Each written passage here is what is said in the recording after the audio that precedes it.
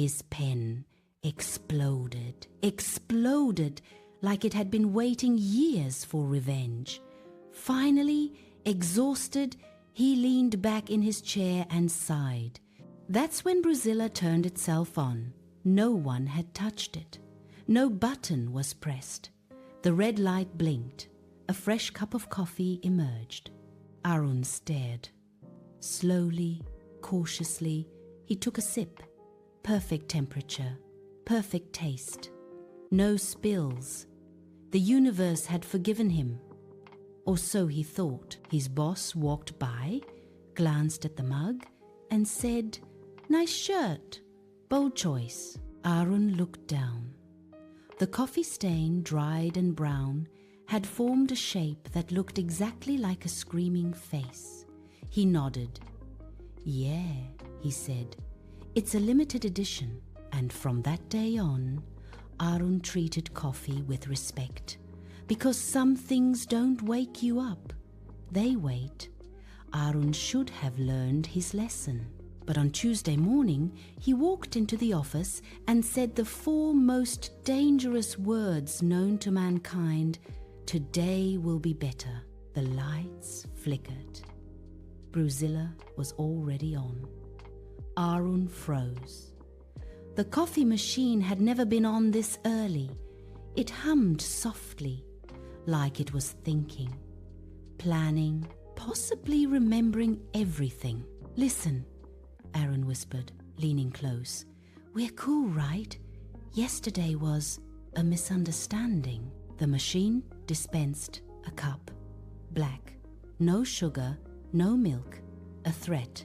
Arun took one sip and immediately achieved full emotional clarity, which included regret, fear, and the sudden memory of every bad decision he'd ever made since 2000. The day the coffee fought back, on Monday morning, Arun made the terrible mistake of believing coffee was his friend. He poured it lovingly into his favorite mug, the one that said, "World's okayest human," and took a confident sip. That's when the coffee decided to fight back. It burned his tongue, splashed his shirt, and somehow landed on his socks. Arun stared down at his feet. "Of all places," he whispered. "The socks?" The coffee machine, a suspiciously quiet creature named Bruzilla, blinked its red light twice. Arun was certain it was laughing. By 9:05 a.m., everything had gone wrong. His phone auto-corrected "Good morning, team" into "Good morning, termites." His boss replied with a single message: "We'll discuss this."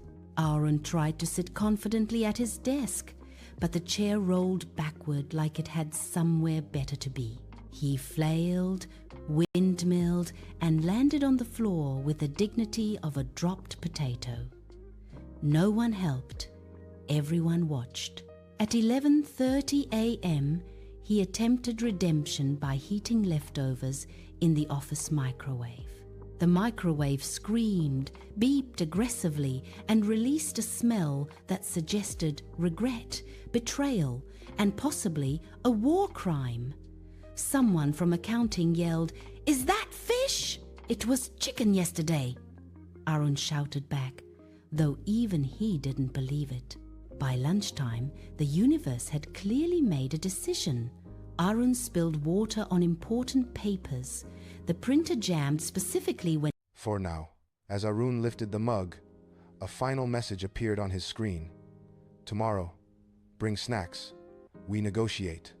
Arun nodded, because when coffee becomes self-aware, you don't argue, you comply. Arun arrived early on Wednesday. Very early. Too early for hope. He carried snacks like offerings to an ancient, easily irritated god. Chocolate biscuits, cheese crackers, and one banana he didn't trust but brought anyway. Bruzilla was waiting.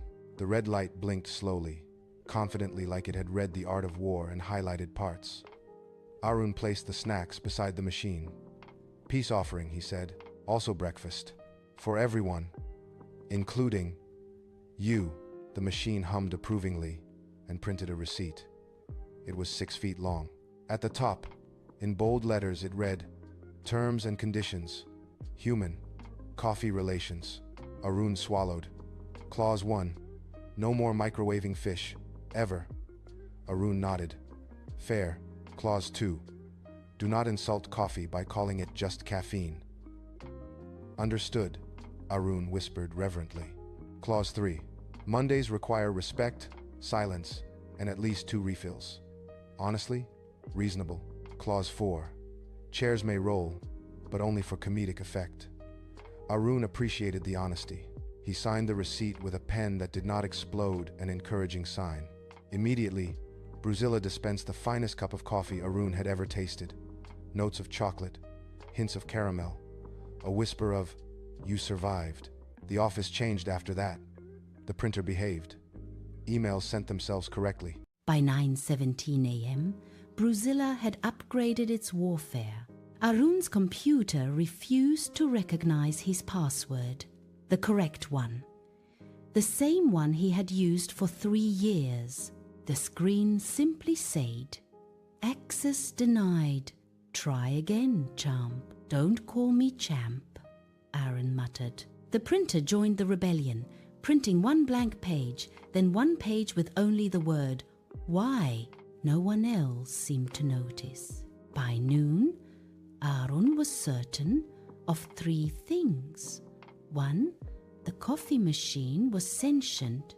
2, it was leading a rebellion. 3, he was the example. At lunch, Bruzilla struck publicly.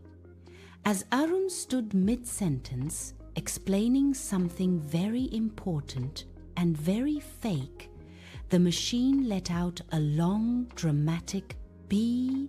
Coffee sprayed everywhere like a caffeinated fountain of judgment. Silence fell. The intern whispered, Is it supposed to do that?" Bruzilla blinked. Once, twice, Arun sighed. "It's going through some stuff." That's when the email arrived from no sender. Subject: "We need to talk." Message: "Respect the beans." Arun slowly sat down. He replied with shaking hands, "I'm sorry." The coffee machine whirred happily.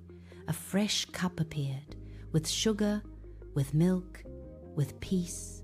The office relaxed. The printer stopped screaming. The chair stayed still. Bruzilla had accepted the microwave stopped judging people. Even Arun's boss smiled once.